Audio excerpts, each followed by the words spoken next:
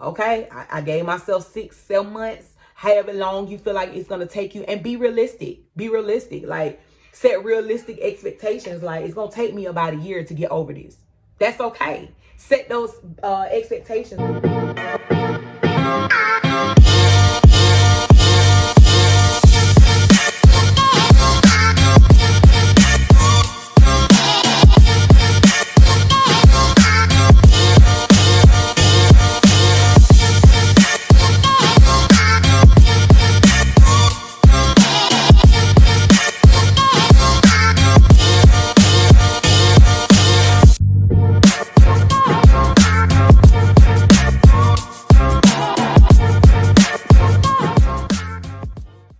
What's going on, guys? It's the beautiful black queen that everybody loves. What's happening? What's going on? Hopefully you guys are having an amazing, fantabulous day. If this is your first time, then definitely go ahead, like, comment, and subscribe to my channel. And if not, then what are you waiting on?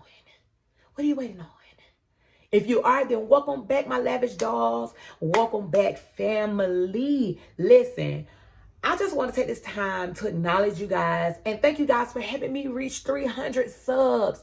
300 subs, you guys. And listen, I'm on a road to 1K. So I need your help. So definitely go ahead and hit that subscribe button and help your girl out. I know that I have not been consistent. I always say this every single time I come on this channel, period. But I have made it my business to be more consistent with you guys, because it ain't fair. It ain't fair that I be gone for a whole month. It ain't fair, right? So your girl is back, and your girl is back better than ever. So I just want to let you guys know that videos will be dropping on my channel twice a week. I'm going to be uploading every Tuesday and every Friday. Okay, so definitely be on the lookout and turn on those post notification bells just to let you know when my video drop. You know what I'm saying? Like, if you don't know when my video drop and you're not watching my videos, then I'm trying to figure out what is going on. Welcome to all of my newbies. Welcome to all of my new family. I cannot wait to engage with you guys. And you know what I'm saying? So y'all leave comments and stuff like that and be like, first time, new subby, all of that stuff. And I'm going to engage with you in the comment section, period. I'm going to definitely start doing post notification shout outs as well. So yeah, you might, you know, your girl gonna be passing out some stuff, so you might want to go ahead and hit that notification bell. If you cannot already tell by the title, your girl is going to be talking about how to get over a breakup, divorce, or whatever you want to call it. If you're married or have been married and going through a divorce, then I want to let you guys know, or just kind of give my perspective on how to, or how I was able to get over heartbreak after being married for 10 years and with my ex-husband for 13 years. So yeah, without further ado, if you would like to see that, then definitely stay tuned. I will be doing my makeup with you guys, so if you want to go ahead and grab your makeup and let's chit chat, let's talk, whatever, let's do it. So a disclaimer, this is not going to be a bashing session. I'm not going to talk about him. I'm not going to talk about things that were done in a relationship or anything like that. I am going to give you just a backstory, but I'm going to really be talking about how I was able to get over a divorce, heartbreak, whatever, after being married for so long. Okay, as you can see, I've already started doing my makeup, just so this video is not just entirely too long, because it takes me a long time to do my makeup. That's weird. But anyway, so the reason for this video is because I've had several people, especially those who know me, because a lot of my followers are those who are friends with me, like in real life, or they follow me on my social media and they have been following me for a long time. Then a lot of people know that I was married, and still is married, but everything is almost finalized. I was married for 10 years. I was with my ex-husband for 13 years, if I'm not mistaken, either 12 or 13 years. But anyway, so we met or started dating when I was 21, 22, somewhere up in there. And we got married when I was 24. And I called the relationship quits August of 2018. So it's been almost 3 years since we've been not together. Like I said, we've been going through the whole legal process and stuff like that, which is a headache and a battle. But I'll get all into that a little later, or probably in a different video. But anyway, So yeah, so we were very young. I chalk it up to us being very, very young, being very dumb, naive, you know what I'm saying, not really understanding and really knowing about how to properly be married, right? Even though we had examples and stuff like that for parents and things like that. But you know, sometimes you get in your own stuff and you just kind of do whatever you want to do, and you don't seek counsel, you don't do anything like of the sort. So we were just trying to wing it, and it was a lot of disrespect, it was a lot of infidelity, it was a lot of stuff that transpired in the relationship. So August of 2018, I decided to call the relationship quits for good, because you know, like in relationships you do that back and forth, like, oh, I'm breaking up, I be gone for a couple weeks, be gone for, you know, I think the longest I've ever been gone has been a month, or was a month, or whatever the case may be. So you know, so you go through that whole little, you know, I'm done, but then you right back. That's kind of how my whole thing was, you know what I'm saying? That was pretty much my MO. Like, I'll be done and then I'm right back. So in 2018, August 2018, I decided to go ahead and call it quits altogether. Because it was a lot of, like I said, it was a lot of disrespect. And like I said, this is in no way to bash or downplay or talk about, you know, my ex or anything like that. But it was a lot of disrespect that transpired in a relationship, and I was just pretty much at this point over it. You guys are probably going to notice that I'm not going to put anything over here. As you can see, I just recently got a new nose ring a couple days ago, and so I'm very cautious about putting anything on that nose ring. That's weird. So I called it quits in 2018. But my healing process did not start until till about July of 2019, and I'm gonna tell you the reason why. So even though we broke up, you know, and I was just in my head like, oh, I'm so done, we were still conversing every single day. We were still talking every single day. We were still, you know, trying to see if this was going to be something that was able to be saved and all that other stuff or whatever. And so we went through that whole process. We went through pretty much almost a whole year still talking, still hanging with each other, still we went to counseling on a few times. Well, we went to counseling one time. We still celebrated our anniversary, which was in February. So I left him in August of 2018, but we celebrated our anniversary in February of 2019. I know, foolish. But like I said, you're young, you're trying to figure things out. So with all that being said, we ended up, it was just so much stuff that ended up transpiring even while we were separated and stuff like that. And it was just like, you know what, I'm just done. And I cut all ties, I cut all communication. And that was probably in July of 2019. That was like June or July of 2019, where I literally cut all ties, all communication. So I haven't really spoken with him or dealt with him in regards to anything outside of just conversing about the divorce process and things like that. So trust me, I've had my share of heartbreak, you know, definitely being with somebody for that long, and then you have to divorce or break up or whatever. Like, it's not easy. And so the first thing that I would say is, for me, once I decided to cut all ties, that's going to be number one for me. Like, in order for you to start your healing process, you have to cut all ties.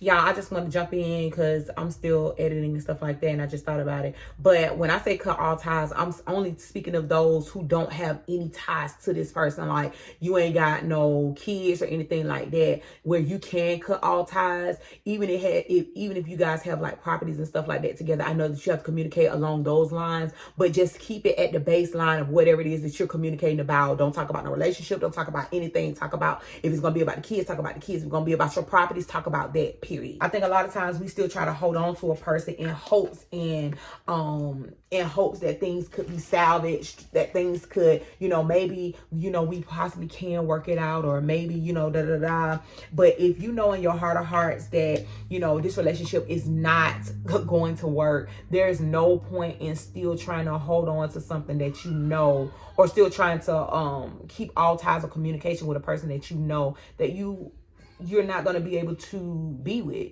So number one would be cut all ties. just until you get past the point of heartbreak, until you get past the point of disappointment, until you get past that point, because a lot of times we still try to hold on to them and still try to communicate with them and still try to figure out what they got going on and still try to figure out who they with, who they talking to, and all these many different things, when in actuality, like, why are you worried about it, sweetheart? Why are you worried about it? Because that lets me know that you're not completely trying to be done with them. And just a disclaimer, my niece and my nephew are over here, so if you hear a lot of loud laughing and stuff like that, they're over here playing the game. So if you hear that, then just excuse it. But that's them, that's gonna be them in the background. But yeah, in actuality, like, why is you worried about it, sweetheart? Why is you worried about where he go? Why is you worried about who he talking to? Why is you worried about? Because in your heart of hearts, you're still not ready to move on. You're still not ready for it to end, right? So my first thing to do was to eventually cut all ties, like no communication outside of, like I said, if it had anything to do about the divorce or whatever, no communication. That means, you know, blocking that person on social media. And it's not that you hate the person. It's not that you are, you know, you're trying to be evil. It's just so that you don't get caught up in, you know how we do women sometimes, be trying to watch their social media and, you know, watch who they talking to, watch who commenting under their pictures. You know how we do. Sometimes we just become Inspector Gadget, and it's just like, who is this? And it's just like, why? You're not with this person. So my thing would be to cut all ties. Just until you're able to get over that hump of being disappointed and being upset and being mad. So that will be my number one thing or whatever. Just cut all ties until further notice, if there is a further notice. But only you know that, right? So the next thing, once I cut all ties or whatever the case may be, I sit in my emotions. Like, I allow myself to feel. You know, I'm a person, I don't like to cry a lot. Like, I'm a tough cookie. I try not to cry a lot, but sometimes I be a little sensitive. But in that moment, I allow myself to feel. I think a lot of times we try to rush past or brush over or try to hurry up and rush through, like, your heartbreak and things like that, and not allowing yourself or giving yourself the space and opportunity to actually feel those emotions. You feel what I'm saying? Like, it's okay to feel those emotions. It's okay to cry. It's okay to be angry. It's okay to curse and scream in a pillow and just be angry. It is okay. Like, and I think a lot of times we try to boss up so quick, like, oh, I'm bossing up. And we don't really give ourselves time enough to, like, really sit in that heartbreak and really look. No, we don't get ourselves time enough to, like, really sit in that heartbreak and feel what we feel, right? Like, we don't give ourselves permission to do that, because it's just like, we just feel like we got to be this boss chick. We got to hurry up and boss up on them. We got to show them, oh, we doing good without you. Because at the end of the day, regardless of however you don't want him to see you sweat, I know they know that we be sweating. I know we be perspiring. They know it. You know what I'm saying? Because especially when you've been with them that long or been with somebody for a long time, you share intimate moments and all these many different things. They know that you over there like, I can't believe this. All right? I can't believe it. But it is okay. Like, it is okay. It is okay. So, secondly, allow yourself to feel those emotions. Because you have to cleanse yourself. Like, you got to get that stuff out. Like, a lot of times we try to hold on to it and it turns into hatred. It turns into bitterness. It turns into all these many things. Like, no, we need to release. That's a form of release, and crying and seek counseling and different things like that. That is a form of release. So I would definitely recommend that as well. Like, cry, feel your emotions, sit in it. You know what I'm saying? Give yourself, now I would say definitely put a timeline on it, right? I mean, I know a lot of times people say, oh, well, you can't tell me how long it takes to heal. Like, but you have to be conscious about wanting to heal. You have to make a conscious decision. I'm sorry, I'm looking this way and I need to be looking that way. My bad. You have to make a conscious decision to say, you know what? Like, I'm only going to give myself, you know, several months to grieve this thing. but I'm not gonna stay here. And you got to make a conscious decision that you're not gonna stay in that place of depression, in that place of sadness, in that place of, you know, loneliness and all these many different things. Like, you're gonna have to say, hey, okay, I gave myself 6-7 months, however long you feel like it's gonna take you, and be realistic. Be realistic. Like, set realistic expectations. Like, it's gonna take me about a year to get over this. That's okay. Set those expectations. Yeah, so set realistic expectations of your healing, you know, so you're not drowning in that sorrow for years and years on down the line. No, sis. The third thing I would say is get an accountability partner, or get somebody to talk to. It could be a friend, it could be a counselor, it could be whoever. Like, get you somebody who can be an accountability partner. I had so many people that I can deem from, but it was just one particular, like, this is my sister, that, like, my best friend or whatever the case may be. Like, I could confide in her about every single thing. Like, when I tell you, like, I could cry to her, like, literally, like, sis, I'm trying to get over this, but I can't get over this. I can't move past this. This is too hard. And she never once judged me. She never once said, you know, I'm so sick of hearing about this. I'm so sick of hearing about da da da da. Like, get over it already. But she was never like that. Like, every single time I came to her, like, she was like, sis, you gonna get through this. Like, you gonna make it through. You know what I'm saying? We ain't gonna stay here. But then there's times when you need somebody to be hard. And there were times when she was just like, sis, we washed our hands of that. Like, we washed our hands of that. Like, why are you still following him on social media? Why you're still, you know, now you have to figure out the reasons why you're still allowing, you know what I'm saying, this stuff to hurt you, because we're past this point at this point, you know what I mean? And you need that as well. Like, you don't need somebody who's gonna always be like, oh, sis, whoa. Yeah, in the beginning, yes, that's fine. But then after a while, after you have been through that, you just like, okay, sis, I think I'm ready now. I think I'm ready now. Like, you need somebody who's gonna be like, no, we're not gonna continue to go in the same old circle. Okay, block him, block her. You know what I'm saying? Like, so yes, so I definitely say get you an accountability partner, somebody that you can literally be like, sis, like, I need to talk. I need to talk because I'm going through. So that's the third thing. So first thing first is cut all ties. Second thing is allow yourself to feel your emotions. And the third thing is get you an accountability partner, somebody that you can talk to, somebody who can give you the real, somebody who you can cry to, and they don't get tired of you talking about it. Like, girl, it's over with. Stop talking about that. You know what I'm saying? Because you're gonna need those that shoulder to cry on. Like, you're definitely gonna need that. So yeah. Ooh. Fourth thing is, after you've gotten your accountability partner, after you have literally cut all ties, after you've done all of that, now it's time for you to get up and start bossing up. Right? So everything that you've been wanting to do, you know, because a lot of times we get in relationships, not all the time, but a lot of times when we get in relationships, we put ourselves on the back burner. Like, we put things that we've been wanting to do on the back burner, you know what I'm saying? Because we're focused, you know, on being a good girlfriend, being a good wife, being a good husband, whatever the case may be. So there's a lot of things that we end up putting on the back burner, and we never really, you know, reach our potential because we're so, you know, caught up in just trying to be the best person that we can be for our significant others, right?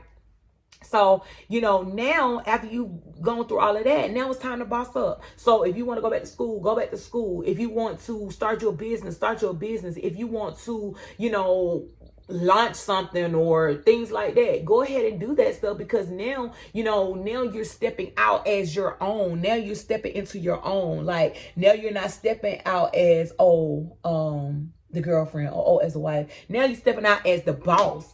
Now you're stepping out as the boss chick, right? So if you want to lose weight, if you want to, whatever it is that you want to do, go ahead and do that, because now you're going to occupy your time. You're going to occupy your space. You're going to occupy your mind, you know, with positivity now and things that you really want to do. And you'll notice that every single day that you're focusing on that, you're going to start healing even more. Like, it's going to be like, you're not even going to be even focused on what this person got going on. You know what I'm saying? What they're doing, or even thinking about or putting too much into, you know what I'm saying, thinking about that person anymore, because now you got something else that's going to occupy your space. You got something else that's going to occupy your mind. You know what I mean? Like, another thing I just want to say, trust and believe they try to come back.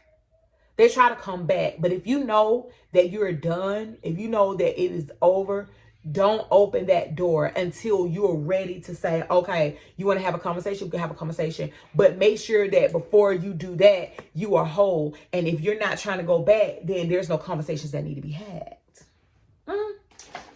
Me personally, just me personally, you know what I mean? If it's something that you want to get closure on, or whatever the case may be, I have said we don't have to talk to get closure. But if we do, then hey, do it on your terms. Do it when you're ready. Do it when you're not most vulnerable. Because a lot of times when people want to have a conversation, it's when you're vulnerable. So it's easy for them to say, "Oh, I'm sorry," and then you're right back in that same old cycle. No, we're breaking the cycle this year, sis. We're breaking the cycle this year, bro. Period. So if that person wants to have a conversation, you know, do it when you're ready. If you don't want to do it, then that's totally up to you as well. Like, nobody's rushing you to have a conversation, or nobody is going to badger you into having a conversation with them, you know. And if you want closure, I sometimes say be okay with the apology that you will never ever possibly get. Because a lot of times us as women, sometimes we be wanting closure. Like, why did this happen? Why was I not good enough? Was I da? Like, no, like, be okay with the apology that you'll probably never ever get. And that's okay. That's okay. That's okay. So yeah, so be okay with that. Okay, your girl is back. Okay. So yeah, definitely be okay with the closure you possibly will never get, or the apology you'll possibly never get. But that's okay. As long as you do your work, you will be good, sis. Another thing is live life, have fun. And when it's time to date, I think I'm gonna make that a whole different segment. Don't be afraid to date multiple people. As women, as men, because a lot of times we just get so caught up on just one person to a point where we put our eggs in one basket, and we negate all of the red flags, all of the signs, all of that stuff, whatever the case may be. So no, sis, let me tell you, date multiple people. Bro, date multiple people. And it's not saying that you're sleeping with all these people. It's not saying that, you know, every single day you hanging out with each and every one of these people every day, all day long. No, we're not saying that. But what we are saying, sis, is have your options open. Don't be so closed-minded. Don't close yourself off to just one person to a point where it's just like you got all your focus, all your time, all your energy into this one person. Like, no, we're not doing that. We're not doing that. Like, we're literally weighing our options. And it's okay to do. A lot of times we